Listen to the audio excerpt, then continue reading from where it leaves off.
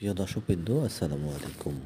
আপনারা এখন যেই সেতুটি দেখতে পাচ্ছেন, এটি বাগেরহাট জেলায় অবস্থিত। এই সেতুটি যত না দেখতে সুন্দর, তার থেকেও আরও বেশি সুন্দর সেতুটির উপরে ওঠার পরে প্রাকৃতিক দৃশ্য। তাই আপনারা যারা বাগেরহাটে আসছেন, তারা অবশ্যই এই সেতুটি দেখে থাকছেন।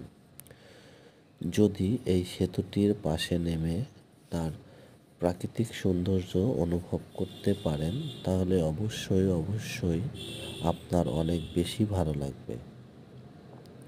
যেমন বাগেরহাট জেলাতে আছে খানজাহান আলী বাবার মাজার শরীফ, ৬০ গম্বুজ মসজিদ এবং খানজাহান সেতু।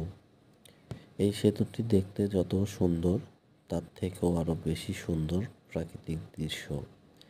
তাই আমি এই সেতুটির অনেক মায়ায় পড়ে গেছি। আপনারা যারা আসবেন, তারা অবশ্যই এই সেতুটি দেখতে পারবেন।